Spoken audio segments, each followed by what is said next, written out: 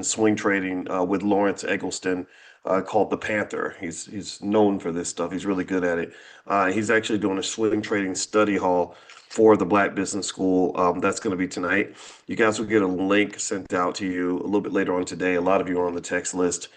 Text the word morning to the number 87948, and I'll send you a link. And also, I'll try to find a link while we're talking and put it in here if you guys want to join. He's going to meet tonight. I think it's 8 o'clock or something like that. He's really good, and he's very attentive and supportive, and everybody here is good. We don't work with bad people. Also, D1 is on his tour. You guys know about D1. That's the musical artist that we support. And basically, he went to Atlanta. I think it was sold out. Actually, Atlanta was completely sold out. And he's going to now go to the next city, which I think is no, it was Houston. I'm sorry. He went to Houston. Forgive me, I got it wrong. He already went to Houston. That was sold out. I heard from him the other day. Now he's going to Atlanta on the tonight, actually, tonight. And the first 40 people from this group that arrive, just tell them Dr. Boyce sent you, and you'll get in for free. Because because we don't talk about just supporting things, we actually support. We write checks. And so I bought the first four. I bought 40 tickets. And so anybody in this tribe that wants to go to the concert for free, I can't make it, but if you want to go and support, which I hope that you'll do, and they're doing a community forum based on changing hip hop culture, and that's why this work is really important. I told Dee the other day, I said we're making Black history. This is great. Keep doing it. Then after that, there's DC on the 11th. New York on the 12th. I'm going to be in New York City. So I'm going to come to the venue in New York City. I'm flying to New York tomorrow. And so I will be at the New York City event. And then I'm going to also try to make Dallas on the 25th. And then he's got Boston. So if you go to d1music.com, DEE1music.com, you can see when he's also going to be in Boston, Nashville, and New Orleans. And again, the first 40 of you that go to his event, just tell him Dr. Boyce sent you, that I bought your ticket, and you can get in for free. All right. So anyway, all right. So one thing I want to talk about is car notes. Um, I think car notes would be an interesting topic to kind of discuss from a financial standpoint, because I don't think most people know how much car notes really dig into your wealth. Car notes are just, I mean, it's borderline scammy. It's kind of icky how they do the car note game. I don't know if anybody's ever noticed how it's so much easier to get a car loan than it is to get like a business loan. Car loans and student loans are just the worst. Student loans are the worst because you're overpaying for something, right? It shouldn't cost you $100,000, $200,000 to get a college degree, right? That doesn't make any sense. In the Black Business School, people get a better education from us, and it just costs a few $100, for most people. But then the other piece, so that's student loans. Car loans are bad because you're overpaying for this object that is really dropping in value, right? You're buying this thing that's like the depreciation is absolutely sickening when it comes to cars, and in addition to that, you have just these little crazy tricks that happen in terms of how they structure the loans to really just sort of eat you up. Like they just they just structure these loans where it's like, okay, we are going to make the most money off you. If the more financially illiterate you are, the easier it'll be for them to make money. Also, the more you are emotionally invested in the status of driving that Mercedes or whatever it is you're driving, oh, they're gonna play you like a sucker. They're gonna play you like a fiddle. And it's not your interest in luxury cars that makes you vulnerable. It's when people get so enamored with with the dopamine hit of driving that car that they completely throw financial logic out the window. Does that make sense? Right? When you get to the point where you are so in love with something and you're dealing with someone on the other side of the transaction who's not in love with you, they see your emotional heightened state. They see that and they say, "Oh, I got you. I got this. I got this person." It happens in at least three examples I can think of. One is buying a car.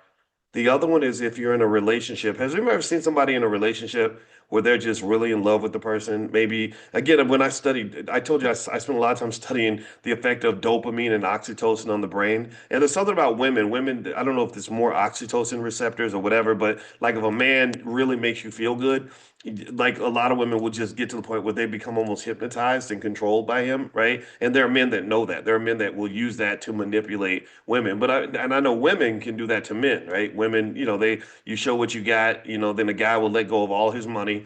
Another example is, and there's many examples out there, but another example might be politics. Politicians, they're completely rational.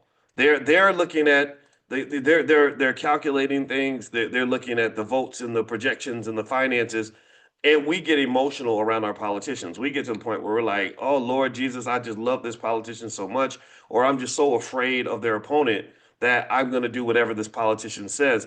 And I think that that's just a bad negotiation. Whenever you are emotional and the other party is not, you're usually in a weaker position. So buying a car is similar.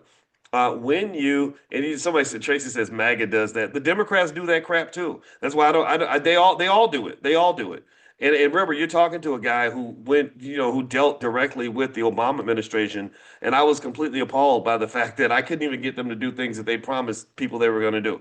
Literally, me and Russell Simmons had to fight like hell to get them to change the incarceration policies. And shout out to old little Justin Bieber, because if Justin had not tweeted out our hashtag, they wouldn't have folded. They were not going to fold. They were not going to do anything on incarceration because they were like, their attitude was like, well, why should we? These people they love us anyway. They don't care we can do anything and they're going to love us anyway.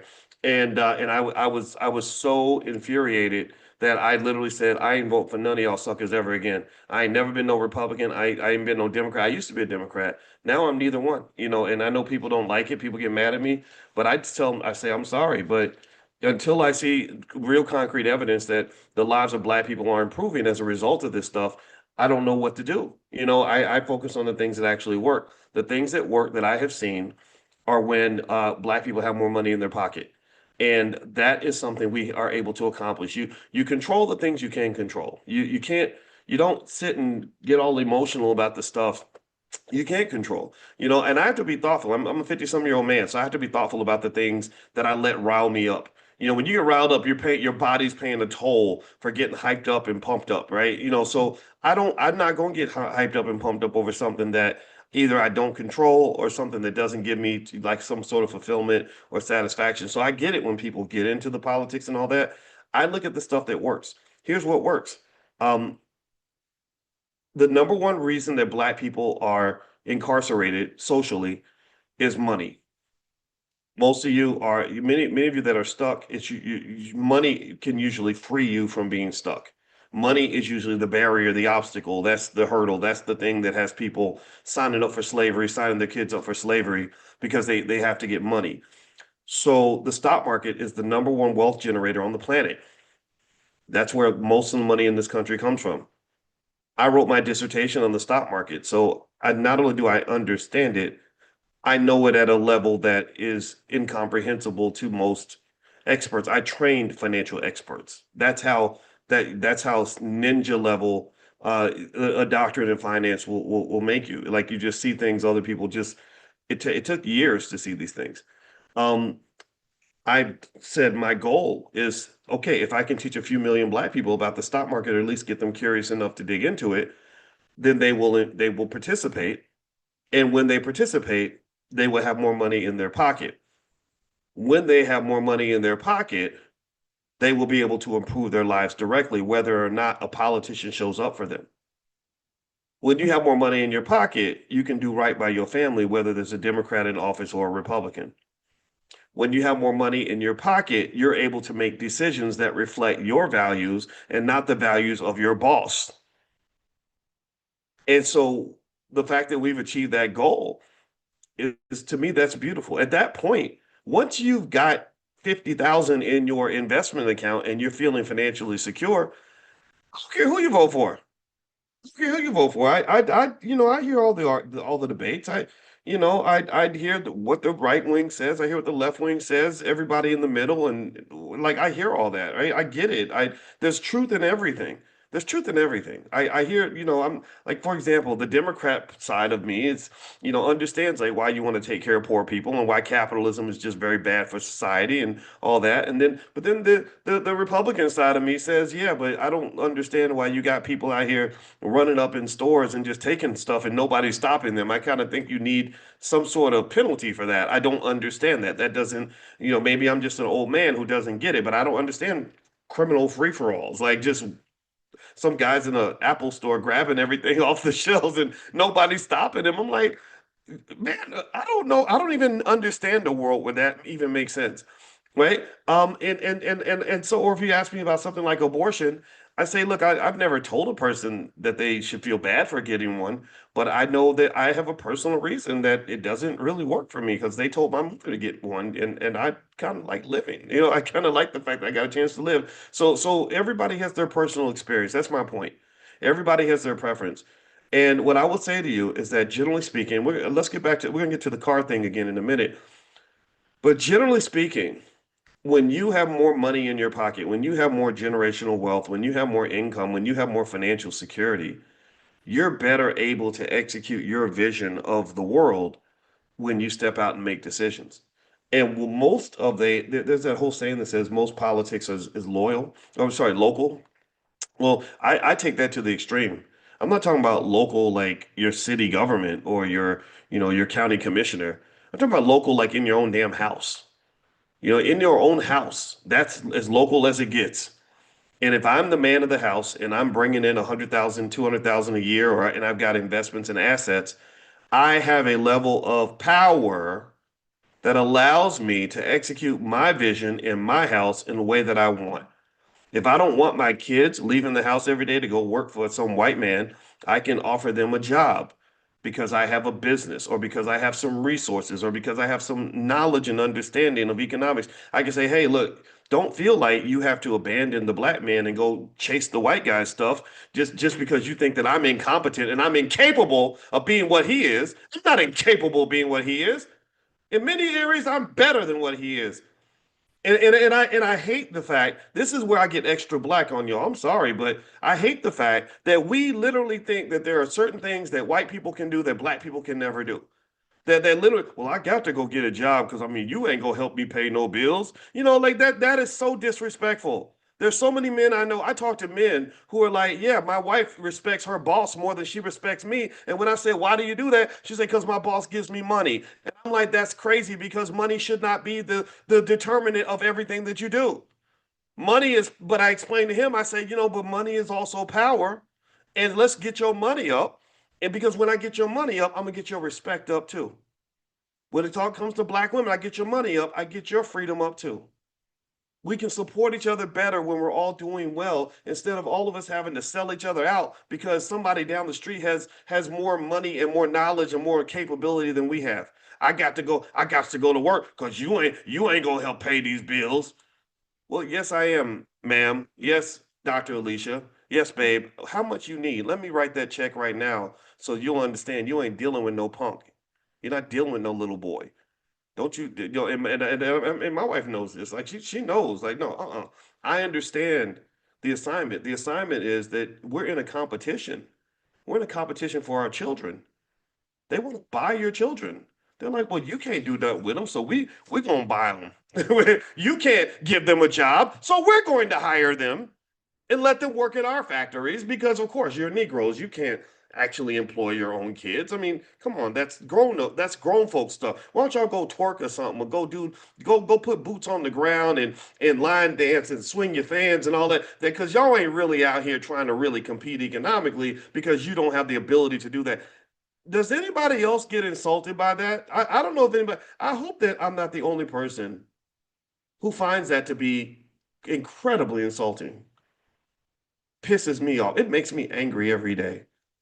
I sat down here in Tulsa this week with a sister who runs a hair care business that made $12 million last year. And I really enjoyed the conversation. It was about 8 of us in the room. And I really enjoyed this conversation because she talked about Black people owning and controlling this multi-billion dollar hair care industry. She said, reclaiming the supply chain. And I said, does that mean what I think it means? Is she speaking Dr. Claude Anderson Powernomics language? I said, that's what I'm talking about. And I asked her after, because it was like about 10 of us in the room. I raised my hand like I was in school. I said, excuse me, could you explain further what you meant by reclaiming the supply chain? Because I'm really thinking, did she say what, is she really thinking? Is she thinking what I'm thinking?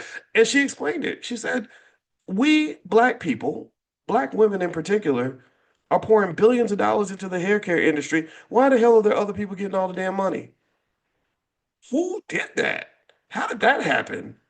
We should have like 10,000 Madam CJ Walkers in our community, male and female, getting crazy money, building universities off of that money. Madam CJ Walker, that's what she did, by the way. One day we need to just do a profile on her. She was building institutions, by the way. She was taking that money, pouring it into black-owned universities and stuff like that. Right? I bet you that she was cool with Booker T. Washington. I got to look it up because he's building Tuskegee. She's making money with hair. She's pouring that money into her community. They're building Black Wall Streets everywhere. That's the spirit that makes you strong. That's the energy that gives you legacy. That's what's going to make you great again. It's going to take you to a level that jobs and voting never will. If you want to get involved in politics, then build institutions that have the economic ability to go buy the damn politician and pimp slap that little bitch and make him do what you want him to do. That's what you do. If you want to get in politics, then play the game right. Don't play it like a sucker. If you want to get in politics, we buy the politicians. They ain't nothing but a pack of hoes anyway. Look at how some of these black politicians bend over for Zionists in APAC like it ain't like it's nobody's business. It's insanity. It's literally crazy. You can show some of these, and then some of these politicians are black. You show them a picture of like 10 starving children in Gaza, and they will literally look right past the picture and they'll say, well, I support Israel no matter what. You don't think somebody wrote a check for them to say that? Because don't ain't no decent human being with a soul in their body or brain in their skull ever gonna talk like that. But that's exactly how they talk. That ain't nothing but the money talking. And I'm sorry, I didn't mean to use. I hope my street analogies didn't throw nobody off, but that's what it is. That's what I see. I'm like, oh, somebody's bitch slapping you. You getting pimped. Wow, you a good hoe. Like that's what they're doing an iceberg slam on them politicians.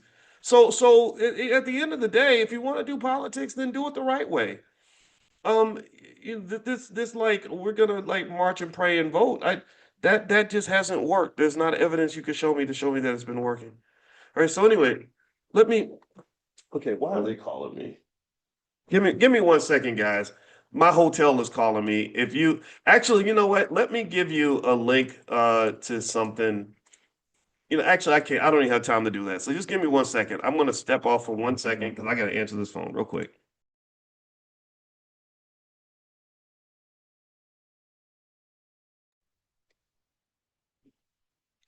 Isn't that funny? The phone stops ringing right when I stand up to answer it. So yeah, I spent all the time explaining to you that I was going to answer the phone. I should have just been answering the phone. So if it rings again, I'm going to be like, "I'll be right back," and y'all will know what that means. That cool? All right. Okay, great. All right. So so I'm so ghetto sometimes. All right. So let's talk about car loans again. Right. Let's circle back because I that's what that actually was the original intention. And I hope it's okay if sometimes I go on a tangent because I think that there's always something else that God needs me to say, and if it comes to me, I'm going to say it. But let me break down for you, um, just in terms of car loans, why you have to be really careful because car loans are really an insidious wealth killer. I mentioned the student loans are a huge detriment to black wealth, largely because of the magnitude of the debt. Right, the debt becomes so large that you can't repay it, and it really becomes a type of corporate sharecropping, right, where debt becomes slavery because you then can't stop going to work because you have to pay the debt, but of course you never get the debt repaid, so you're just kind of stuck. And so you have highly educated people who die with an incredibly negative net worth, and that's not the way it's supposed to happen. Um, car loans are insidious because of not just the emotional manipulation that in which people feel emotionally attached to a vehicle and the status that it brings, but then they get you into these lending situations that are just flat out predatory and terrible. And I think that there's a lot more flex. I got to research this, but I believe there's a lot more flexibility in the types of loans they can give you, largely driven by the fact that you're getting such a lopsided situation. And also, I would assume that maybe because people need their cars, the banks feel safer loaning the money.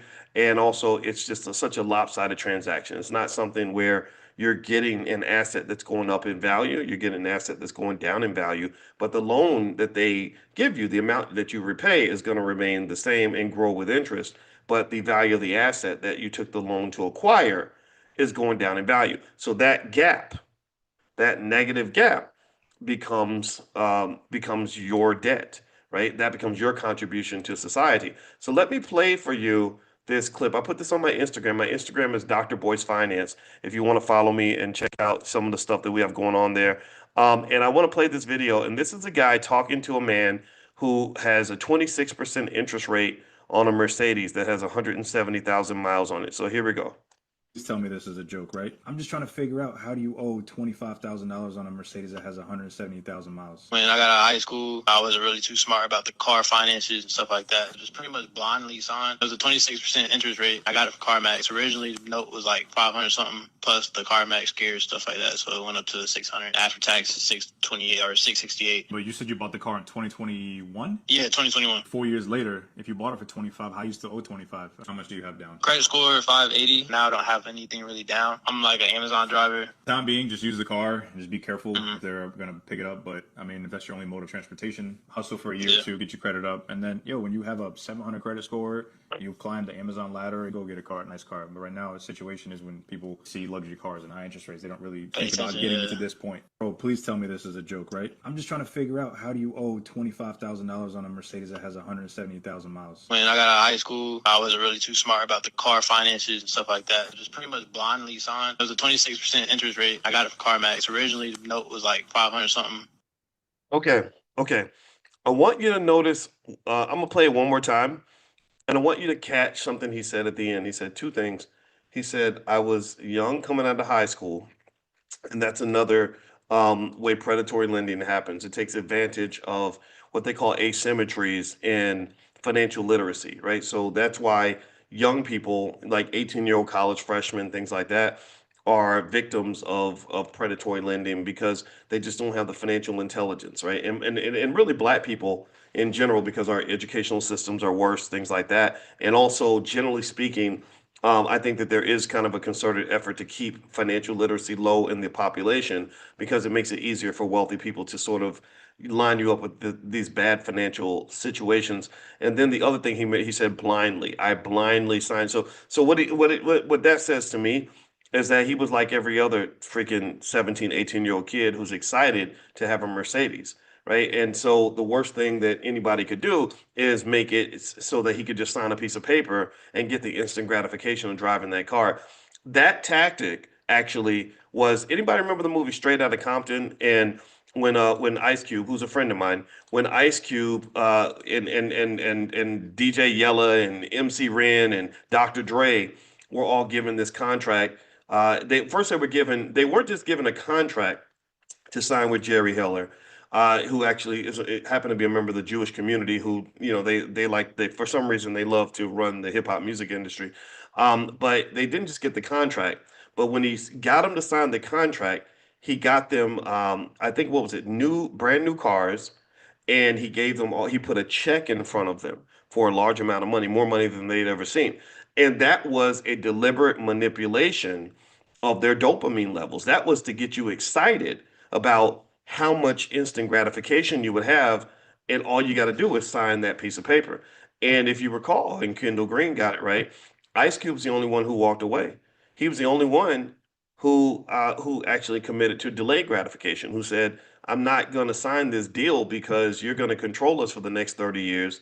And all I'm going to get is this little check for, I think it was maybe $80,000 or something like that. And this car that you got for us. And that kind of tactic is used regularly on people that either are addicted to instant gratification, or maybe they're financially illiterate, or maybe they're incredibly undisciplined, or maybe they're young. There will always be young, undisciplined dopamine addicts that they can exploit. It's no different from the way a pimp controls a prostitute or the way a drug dealer controls a drug addict. Just give me your money and I'm gonna get you high real quick and you're gonna feel good. And you're not thinking about what's how you're going to feel in the future. You're they call that hyperbolic discounting. Hyperbolic discounting is a term in finance that's used to basically say that you literally don't give a damn about the future. You're discounting the future so much that it means almost nothing. You're minimizing the consequences. This is how people end up with multiple babies, mamas, and baby daddies, because you're maximizing the joy of sex and you're minimizing the emotional effect of all that child support and all that agony and all those long arguments and everything else you're going to have for the next 25 years. It happens in even in sports. I remember somebody told me a story about Ronnie Lott, and who played for the 49ers, who was this really amazing linebacker, and he had to get his finger cut off so that he could play in the game. And he was like, cut it off, I want to win," and that's hyperbolic discounting. He's not thinking about what it feels like to go the next 50 years without your pinky finger. He's just thinking, I want to win this game right now.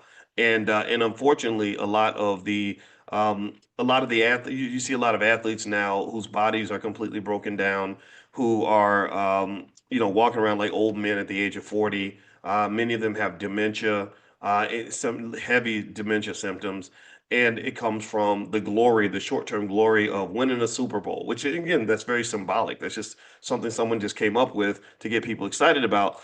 And I'm not here to say that all of them regret their decision. I just know that I was really informed heavily when I had a conversation with a guy that I really admired as a football player named Antoine Randall L. That was his name. Antoine Randall L. He played for the Pittsburgh Steelers. I knew I went to Indiana University for a while, and he did too.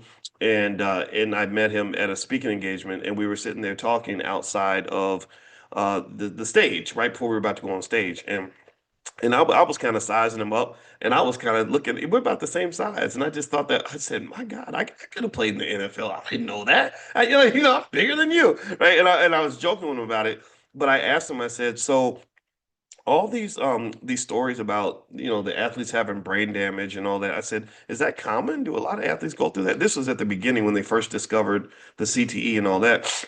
And he said, "Yeah." He said, "A lot of my friends are going through that." He said, he said, "You have guys that they'll go pick up their kids from school and can't remember how to get home, or or you'll see them and they'll say, 'Hey, how you doing, man? Good to see you.' And he will, and he said, and then 5 minutes later, the guy will see you again and say, 'Hey, man, how you been? Oh my gosh, I haven't seen you for years.' Like he doesn't remember that you two just had a conversation 2 or 3 minutes ago." And he was, and I was saying, "Whoa, that's crazy." And I'm just listening to this, right? I didn't even know at that time that he was talking about himself. I did not know. I thought he was talking about other people. And Antoine Randall Ellie, if you know football, you know he had a great career. He won a Super Bowl. And he also got a like Man of the Year award or something in the NFL. He was a really good player. So this is the guy who had peaked, who had achieved all of the dreams I had when I was a little kid. I would have given anything to be a running back for the Dallas Cowboys. Oh my God, right? And so a year later, I saw Antoine, and somebody says I'm breaking up. Can you give me a yes? Let me know you can hear me okay. Can you hear me okay? Just give me a quick yes in the chat so I know that I'm coming through all right. All right. All right. So check this out. So a year later, on the cover of USA Today was Antoine Randall L., the same guy I was talking to in the hallway. And the headline, I'll never forget it. He said, "I wish I had never played football." And in the article, he's talking about all these horrible symptoms of the brain damage he experienced from the temporary glory of being an athlete. And so I'm not saying football is always bad and terrible. I'm not saying you shouldn't play it or let your kids play it, because I know it's controversial. There's a lot of coaches in here, a lot of players in here, a lot of current athletes in here. There's some guys. I met a father son at the All Black National Convention. The father showed me his Rose Bowl ring, and he played for Northwestern, and his son was a college football player too. I'm actually a big football fan, right? And I support it, but I think that trade-off is one that you have to think carefully about, right? It's a decision you have to make, but it's one you think you should think carefully about because unfortunately, there's so many examples in life where you have to be careful about how you balance the instant gratification for the delayed gratification, and you can't live life in absolutes. Like for example, everyone thinks that you should always, not everyone, a lot of people think that you should always be the owner. You should always be the owner. The ownership is the key to success, and it is, but you don't want to own everything. Some things you don't want to own. Some businesses, no, you'd rather not be an owner. You'd rather rent that, right? Because the ownership is very expensive. Ownership will cost you everything. Ownership will destroy you. So don't ever think in absolutes. I think that's the key. Or they'll think that winning is everything. Like I have to win everything. No, you have to win the things that are important to you, and you have to make those because every time you win something or accomplish something, you're making an investment. Every time you accomplish something, you're making an investment. Every time you win that girl, you're making an investment in that girl. You win that job, you're making an investment in that job. You win that Super Bowl, you're making an investment in that Super Bowl. And the thing about investing that's really important to understand is that one key to investing is that the return on investment has to exceed the amount of the initial investment. The return on investment must exceed the amount of the initial investment. And ROI doesn't have to be just money. Sometimes it's just satisfaction and glory.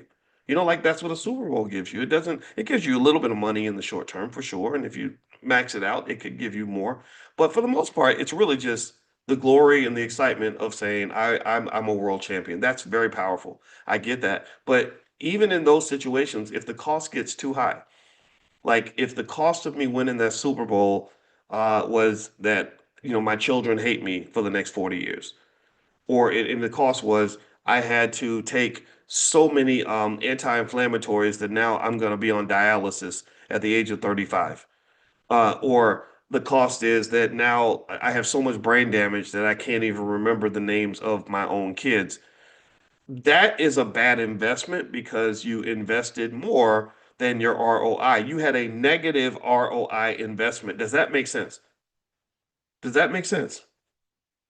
Negative ROI investments happen all the time when you don't think about investing in an appropriate way. See, one of the things about economics and finance is if you go to the core of what economics represents, the study of economics is according to some many definitions, the study of the allocation of scarce resources.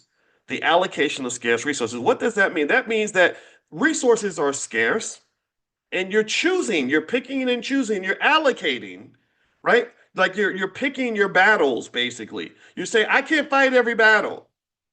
I can't win every Super Bowl. I can't win the Super Bowl and win my children and win a marathon and win in corporate America and win as an entrepreneur and win over here. I can't win everything all the time everywhere. Some things I don't want to win. I'm going to allocate scarce resources like my money, my time, my energy, my attention. Those are scarce resources. So I'm going to pick my battles wisely. I'm going to do my due diligence before I invest. I will investigate. Before I investigate. I do my due diligence to determine from a strategic standpoint where to allocate my scarce resources because over allocation or committing to everything everywhere is one of the quickest formulas for failure that there ever was. If you try to be everything to everybody all the time, then you will be nothing to no one ever. Do you understand? Sometimes you can get to the point where you try to do so much that you get nothing done. So one thing I will tell you is when you're talking about investing, never think in absolutes. So many people think in absolutes. Oh, I got to be the owner. I got to be the boss. All the time? Like, because it takes it. You got to pay the cost to be the boss. And paying the cost is an investment. That's an allocation of scarce resources. So because your resources are scarce, you're putting all your time and energy into this. That means you can't do that. You have to actively not do that so that you can go do this. So you have to actively choose not to be a great dad so you can go win a Super Bowl. That's cool, as long as you thought it through. Because if you don't, what will happen is if you always believe you must win all the time, you must get everything you want, you must always make the investment, then what's going to happen is you're going to catch another economic term called the winner's curse. The winner's curse is where you're so obsessed with winning that you give everything. You literally sell your freaking soul, and then you have tremendous negative consequences long term because you actually won. You won short term, but you lost long term. The winner's curse. The quickest example I can think of is I remembering when I was at the University of Kentucky as an undergrad, and I worked in the basketball players' dorm, and they were big, tall, famous guys. So you had the girls just going in and out, in and out, in and out. And I would see like some guys. They would sign a girl in at 7 o'clock, go have sex with her. She signed out at 8:30. Another girl signs in at 9:30. He'd have sex with her. She signed out by 11. Another girl comes by at midnight. She signs in. He has sex with her, and it was really wild. I was like, wow, these women are really competing for these guys. So so you have this crazy competition, where all these women are competing for the same man, who unfortunately, in some cases, could be a little bit spoiled in terms of having just an oversupply of women, probably some STDs floating around. You have guys like Winston Bennett, who played for the University of Kentucky, who was in ESPN, saying that he used to have sex with 90 women a month, which is just like you need to call the CDC when your numbers get that crazy. So here's what happens, right? So you have a guy like Winston who's tall and handsome and intelligent, and then suddenly that one he picks one woman out of all the women, the 150, 250 women that he slept with in the last 3 months, he picks one. So she's the lucky one.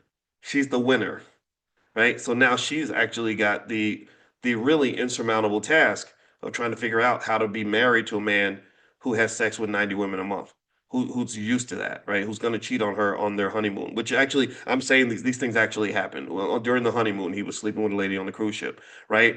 And so at the end of the day, the thing I asked myself as a young man was I said, she felt like she was the winner, but did she really win?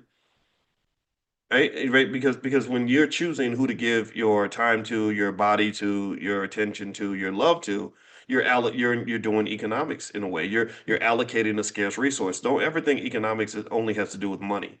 No, it has to do with wealth, the things that you value. So you're young, you're this gorgeous 22-year-old. You can only pick one guy to marry, and you chose him because clearly he's the better choice. But was he? Right? I don't know. I'm not here to judge that, but I remember thinking, I think she would have been better off to pick another type of guy who may not have had all the whatever the surface level characteristics, but maybe he was a guy that was actually going to be devoted to her and actually be a good husband and good father and wasn't going to wreck her life. That's the winner's curse. The winner's curse is when you overinvest to obtain something because you absolutely must have it, because perhaps you have an emotional attachment to it. Because you didn't do the therapy and the healing and dealing with the trauma, you have maybe an obsession with something. Like, I want to get the Mercedes, I'll pay anything for it, I'll sign anything to get it because I need to have status and feel like I am successful as I drive this car through the hood. So I'm sitting in this car with a 27% interest rate on a 7-year loan where I'm making payments on this thing until Jesus comes back, right? Or maybe I'm so obsessed with having this woman because I want to brag to my friends about how beautiful my girlfriend is, but she's making my life a living hell, draining my bank account, treating me horribly, and making my life miserable. But I won. I won the prize. But did you really win the prize? Or did you have something emotional that was driving you to allocate your resources in the wrong way? You invested, but you didn't investigate. You didn't take your time. You sort of so really investing is a highly emotional process. So when you talk about things like car loans, that's a great example of when people are emotionally attached to a financial decision that ends up putting money in the other person's pocket and taking money out of yours. These are the scenarios where you see the wealth transfer from the rich to the poor. See, they always say the rich get richer, but they don't tell you how. They always tell you that the rich get richer, but they don't explain what's really happening. They don't tell you things like Warren Buffett said. Warren Buffett said that wealth is nothing more than a transfer of resources from impatient people to patient people. Wealthy people generally, I'm not saying that they're good people all the time. Sometimes they're good, sometimes they're bad, but generally wealthy people are people that simply have a little more patience, a little more consciousness and perspective. Wealthy people typically they're playing chess.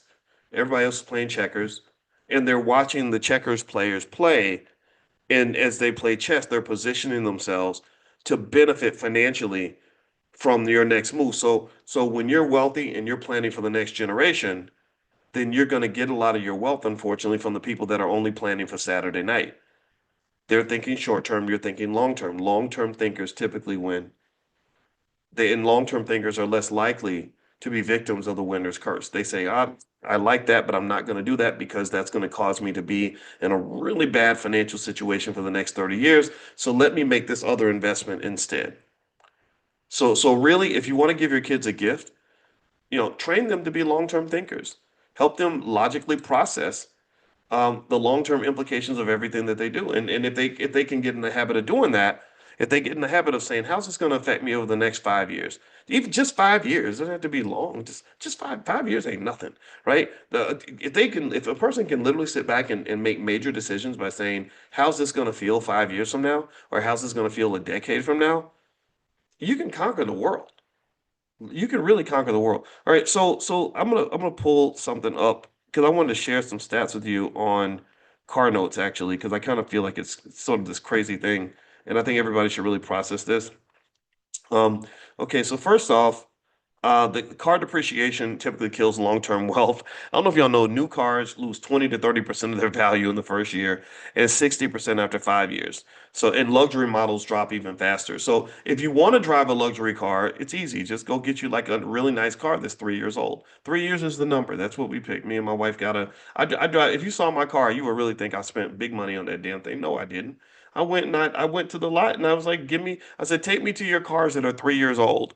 And my wife's car was like 4 or 5 years old, but it was like a really nice Mercedes. So we looking bougie, but we didn't spend bougie money. And people in here, a lot of y'all understand this already. You don't have to spend big money to have nice stuff. And I'm never one to tell you that you have to find some way to be happy driving, a basic Corolla or something when you really want to get that Lexus. Get the Lexus. Just do it in a way where you can let somebody else pay for all that damn depreciation and you can pay what that thing is really worth or something close to that. Um, Also, nearly 80%, 80% of the loans in the US now stretch 6 years or more. That locks you into long-term debt. The interest payments that you make are massive. Somebody's using you as an investment vehicle. That's what they're doing. They're using you as a significant investment vehicle. In fact, for those of you that are in the stock market class, one stock that I mentioned that I think you guys want to take a look at. I just bought a lot of shares in this company. It's a company called Apollo Management. I don't have the ticker symbol in front of me. It's an APO. Thank you, Stephen. APO Apollo. Because they do this thing called private credit, where they're loaning money to people that really need money and like businesses that need money, and they can charge them whatever interest rate they want, and they're able to make billions of dollars doing this, right? So remember, the reason that you want to avoid financial desperation is because you go from because when you allow yourself to live in financial desperation and you don't fix it by saving and investing, then you go from having assets for yourself to actually becoming an asset for someone else. So when you sign that car loan, somebody else is on the other side. You're literally pumping all that money out. You're working your butt off to pay a bill, and there's somebody sitting right there saying, "Okay, give it to me, baby." Rick James style, like give me the money, give it to me, baby, give it to me, baby, right? And they're literally sitting there with the bucket, receiving all the money that you're working your butt off to give them, right? And that's not how you build wealth. They end up rich, you end up tired. But you got your nice car, you got your Mercedes in the driveway, and that's it. That's what you got. That's what you got. And it's okay. Like the Mercedes is nice. Just do it in a way where you're not going to end up putting money in somebody's bucket at such an epic level that you're taking care of their kids and grandkids. And by the way, if you want to join the stock market class, you can go to drboystockmarket.com. That's the URL. Somebody asked about it, drboystockmarket.com. And somebody else I saw asked about the 5 year pledge. And a lot of you, if you don't know about the 5 year pledge, it's where I'm basically asking you to commit to yourself for 5 years. And very basic, very simple. Pick a bill. You already pay bills. All of you do. I know because y'all. I'm sure a lot of y'all look like y'all got good credit and stuff. So basically, pick a bill, match the bill. So if your car note's $500, In addition to paying the car note, put $500 in your S&P 500 index fund. Put it in the stock market. Buy SPY, VOO, or any of the stocks that we talk about here. Mix it up. Just make sure you diversify. Don't ever put all your money in one stock. And then do that consistently for 5 years. If you do that for 5 years, and you do $500 a month, then after about 5 years, you'd have roughly 38,000. After 10 years, you'd have roughly 99,000. After 20 years, you'd have roughly $356,000. So if you go to 5yearpledge.com, that's 5yearpledge.com, what'll happen is you'll start receiving emails from me that have all kinds of information, investing advice, investing tips, stuff like that.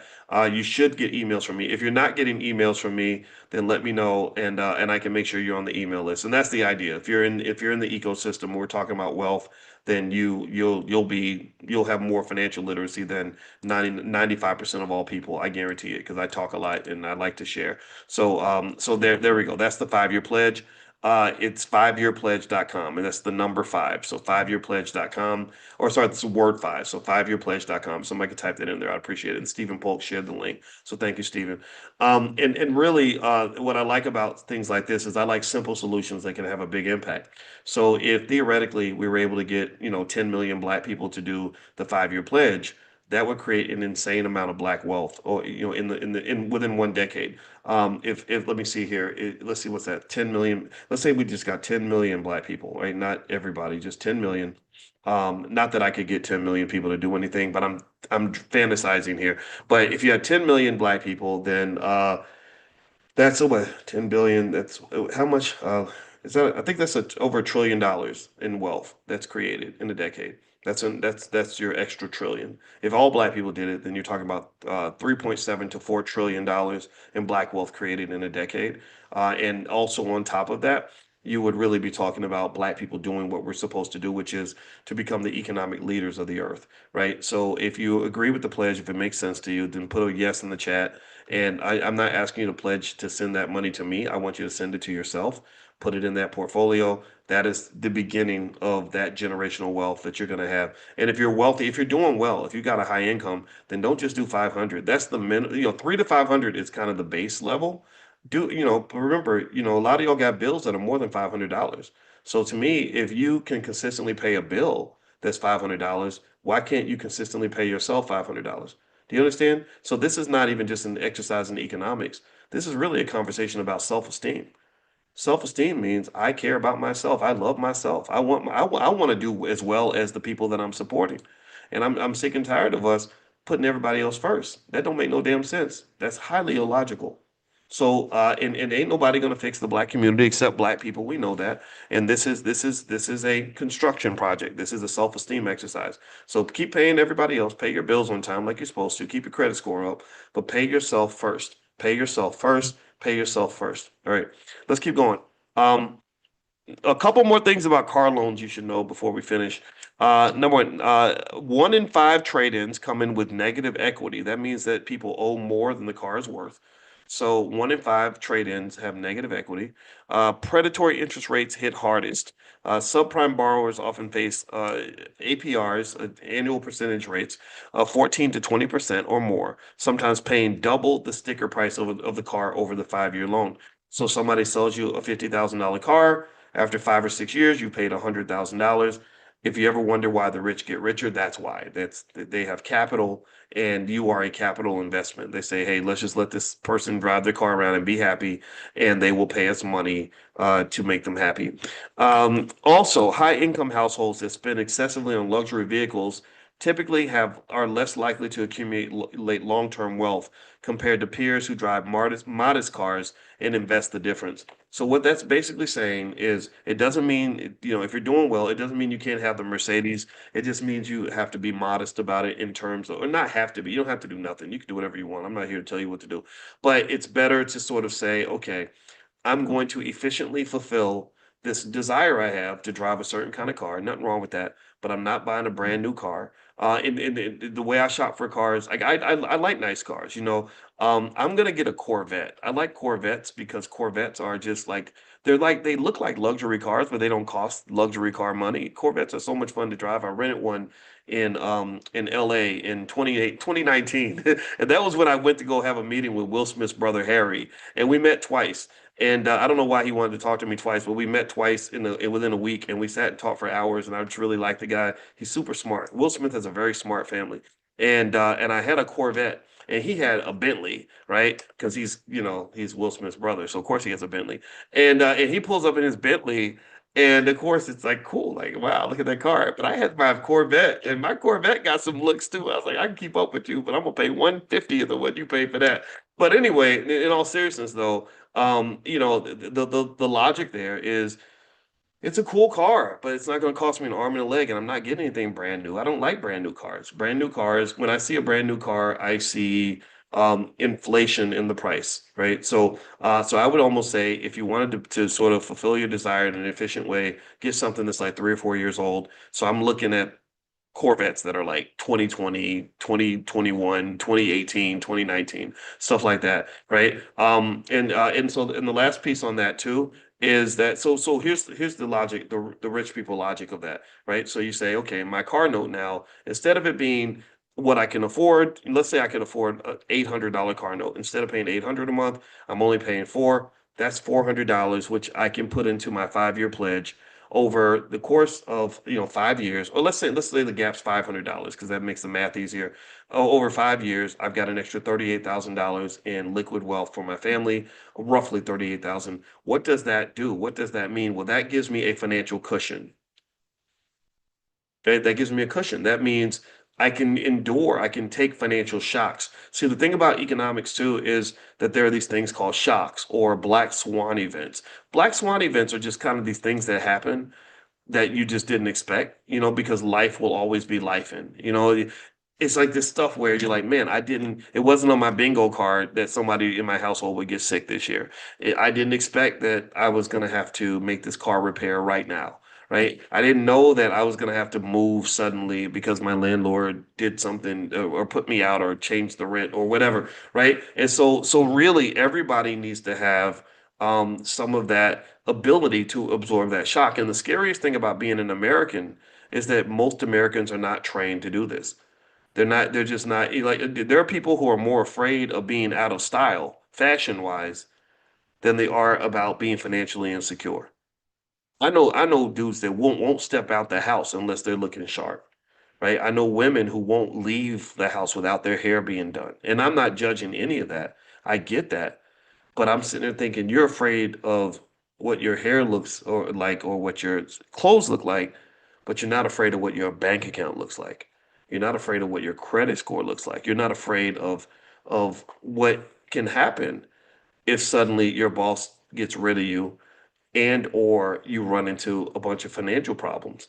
And I'm not judging anybody's situation because a lot of people get stuck in that trap.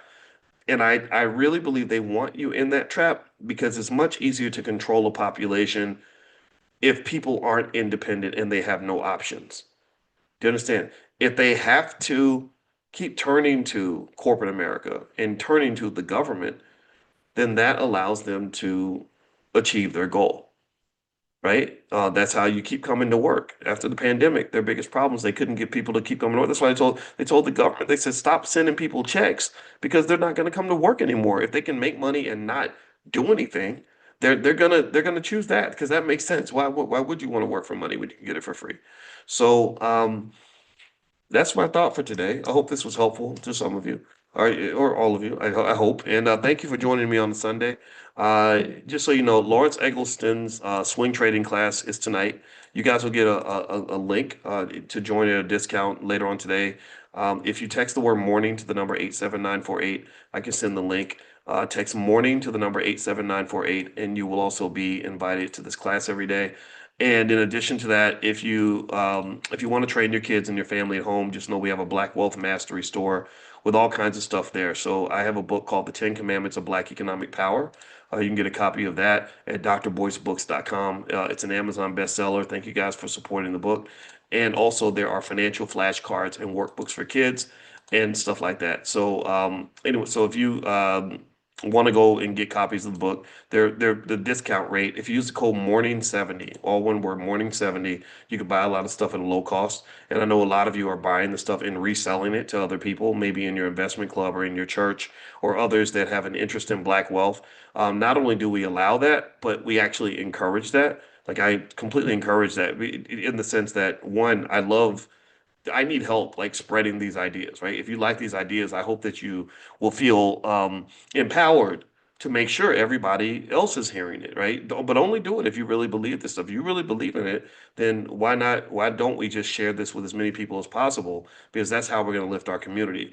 One super Negro is not going to lift the black community. It's going to be all of us working together and doing our part to make sure that the people around us at least have an opportunity to understand how this black economics is supposed to work.